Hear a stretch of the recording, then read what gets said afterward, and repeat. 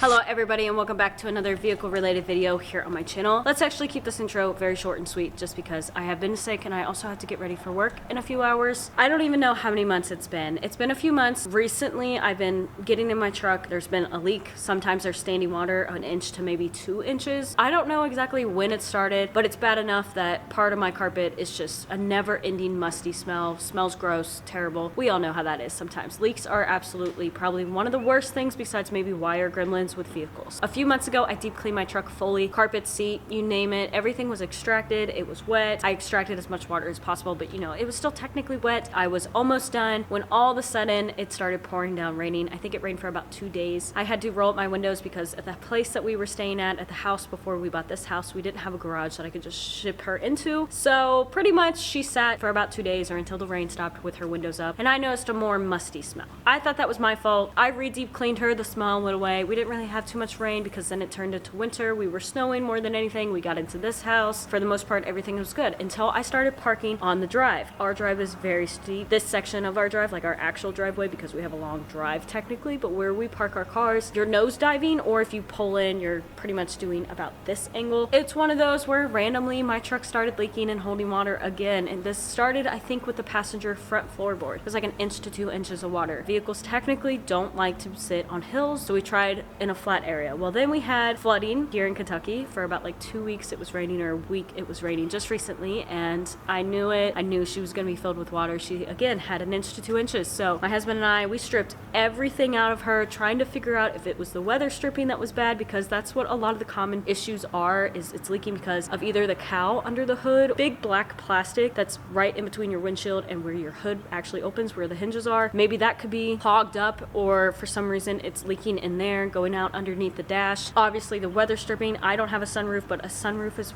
usually the #1 cause. But for me, it's like we were testing it. We were pressure washing my truck. We were letting it with a hose pour over it to see if it's like, you know, when it rains, where it would go in. And we could never figure out where exactly until I seen one video here on YouTube. So I will link that video actually down in the description because I think he might have solved our issue. So I want to make a video just to show you guys as well, to try and get it out there, because I feel like this is a lesser known, besides obviously the 3 that I already mentioned. This is not a normal place that I feel like you would think to check. Also, it's kind of hard to get to. Not really. It's just like annoyance more than anything. And I'm hoping that this helps people. That's the main reason I'm making this video. Just to help you. If you're like us and you've went through everything and you can't figure out where it's leaking at, maybe this is your issue. So without further ado, let's go ahead and hop into my cab and let me show you a few things. So like I said, everything in my truck has been ripped out. Everything but the driver's seat. We had to put that back in so we could just move it around our property some. But mainly because of the carpet pad was just a big absorbent pad. It just smelled so bad. It was getting really bad. The carpet wasn't bad. I mean, it was kind of wet, but for the most part, since it has the rubber on the bottom, it wasn't too bad. One of the many things I've always seen is right under here, you have little ductworks and vents. That could potentially be an issue. Yes, I have really bad rusted rockers. She has 300,000 miles and she's also been in the rust belt. Technically, we got a brand new bed for her years ago, so ignore that. They're terrible. We'll eventually cut them out. That's the least of my worries right now. Another issue, like I said, is the weather stripping. My husband was really convinced it was coming in here, or even this little boot, because don't look at this wiring job. This orange, any orange wire in my truck, we have never fixed it, but the person before me did not know how to wire. We'll fix it eventually, but we're fixing gremlins first. So technically this could have been an issue because it's not stained. So then the other issue is just, like I said, sunroof or anything coming underneath, because this is a big giant absorbent pad. It's gross. And if you can't tell, it's kind of drained a little bit, but we have a lot of water still in there. It was a lot worse when we were testing things, and it sat so long that some of my sound deadening, I could just get under there with my nail and just peel it. Look at that.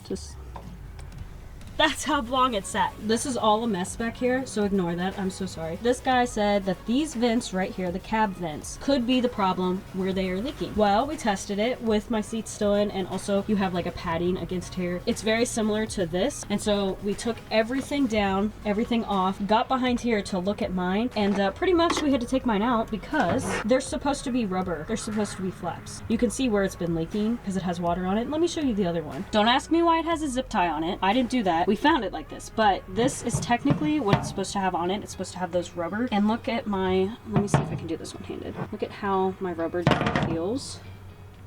It's like stretchy. It's almost sticky, but it's super soft. This is the reason that I've been leaking, because I'm supposed to have all those flaps. Mine's completely gone. It's ruined. They might be stock. I don't know what's going on with this one. I feel like this side is a better side to show you, but pretty much it would channel underneath here, and then all of a sudden it would drain out to right about here, and this is where all that water sits, especially right now since we're sitting on my drive and my nose is pointed downward, so all of it's collectively going up front. This is how angled she is. So just imagine all that water coming in from the back and going straight down every single time, more so on the passenger side, but on both sides because there's no flaps. Pretty much you have to take out, not necessarily your carpet, but it would be wise if it was as wet as mine, because I'm going to tackle everything. I'm gonna deep clean everything as much as I can before work, and then I'm gonna work on it the next couple days. So all my seats are getting deep cleaned. All my carpet is getting completely pressure washed, deep cleaned. My carpet pad, maybe. I'm gonna try and kind of clean it a little bit. We'll see about that, how that actually turns out. But now's the time to do a complete deep clean that I wanted to do anyways, but now I think I'm more forced to do it, even though I'm sick and I still have to work a bunch. So I just wanted to make this video to show you guys, if you guys were like us and just confused on where the water was getting into. I'm hoping that this solves the issue. Maybe I'll make an update for sure the next time it rains after we replace them, because right now my husband's going to 2 different cities to go get them, because of course nothing local within 30 minutes is here. So he has to go an hour or 2, and then by the time he gets back, I'll be literally going back to work, if not meeting him halfway to drop off our son. Thank you all so much for watching. I hope you guys all enjoyed this video. I hope you guys also could maybe take note, and also I hope this is your problem. I'm pretty sure each of these vents cost about 30 bucks. That's the only downside. It's not too expensive, but it's a little bit more expensive. I would go ahead and just change out both of them and write it down, keep it in a book. That way you know the last time you changed them, and you don't have to be like me and be like,